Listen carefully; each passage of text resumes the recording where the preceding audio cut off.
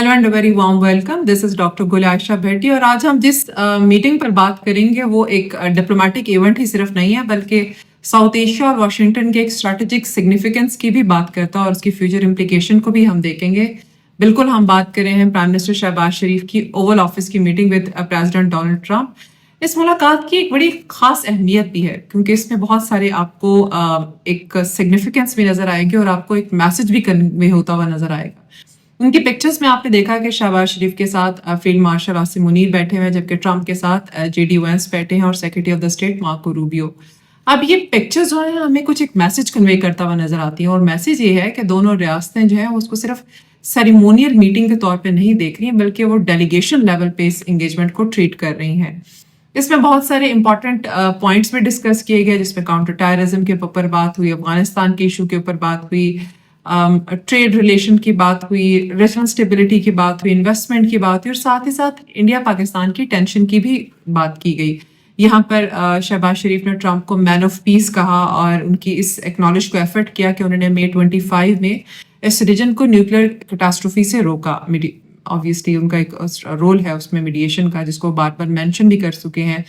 मुख्तलिफ फॉरम्स के ऊपर, और पाकिस्तान का एक बड़ा क्लियर डिप्लोमेटिक सिग्नलिंग थी जो हमें यहाँ पर नजर आती है। बट एक क्वेश्चन जो यहाँ पे रेज होता है वो ये है कि पाकिस्तान जो इतना कॉन्फिडेंट रोल प्ले कर रहा है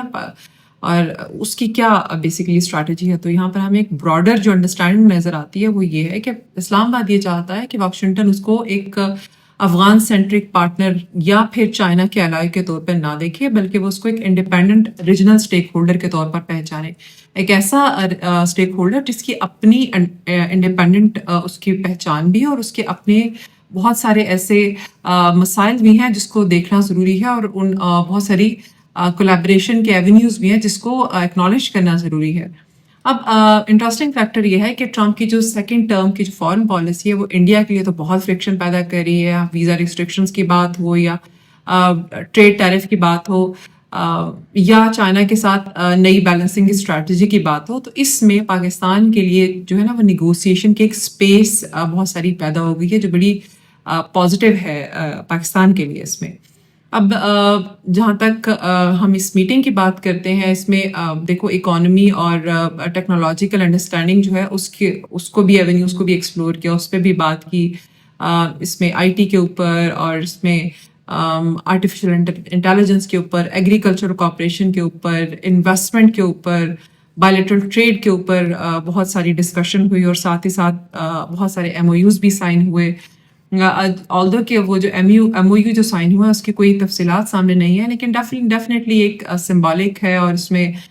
डिफेंस से हट के इकोनॉमिक इक्वेशन और टेक्नोलॉजिकल अंडरस्टैंडिंग के ऊपर भी वाशिंगटन इस्लामाबाद के दरमियान जो बात हुई है उसको वो शो करती है। यहाँ पर इंडिया के लिए एक चैलेंज है। देखिए इंडिया परसों से ये कह रहा था कि पाकिस्तान जो है वो इंटरनेशनल आइसोलेशन में है और इंडिया की कोशिश भी ये रही है कि वो उसको इंटरनेशनल आइसोलेशन का शिकार बनाए, लेकिन ओवल ऑफिस की जो पिक्चराइजेशन है और अमेरिका के साथ जो नया MOU साइन करना है वो बेसिकली इस सारे नैरेटिव को जीरो कर देता है जो इंडिया को प्रमोट कर रहा था। और ये एक रिमाइंडर भी है कि वाशिंगटन जो है वो स्टिल नीड्स पाकिस्तान, और चाहे वो काउंटर टेररिज्म है, ये चाहे अफगान स्टेबिलिटी है, चाहे एग्रीकल्चरल कॉपरेशन है, चाहे मिनरल एंड रिसोर्सेज की बात हो रही है, इन्वेस्टमेंट की बात हो रही है,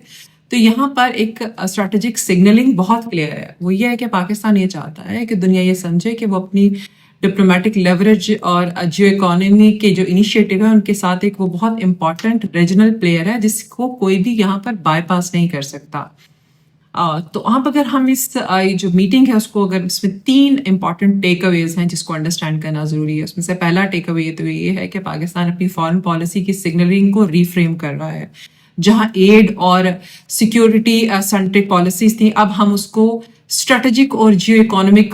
कॉपरेशन के साथ आगे बढ़ाने की कोशिश कर रहे हैं। दूसरा जो टेक अवे है वो ये है कि मिलिट्री और सिविल क़यादत का एक नैरेटिव रखना, एक फोरम पर इकट्ठा होना इस्लामाबाद की तरफ से एक डेलिब्रेट शो ऑफ यूनिटी भी है। और तीसरा इंपॉर्टेंट फैक्ट जो टेक अवे हमें समझ आ रहा है इसमें से वो ये है कि साउथ एशिया में इंडिया का जो मोनोपोली थी और वो अब चैलेंज होते हुए नजर आ रही है क्योंकि वाशिंगटन को पाकिस्तान के साथ ताल्लुकात को रीकैलिब्रेट करना पड़ रहा है।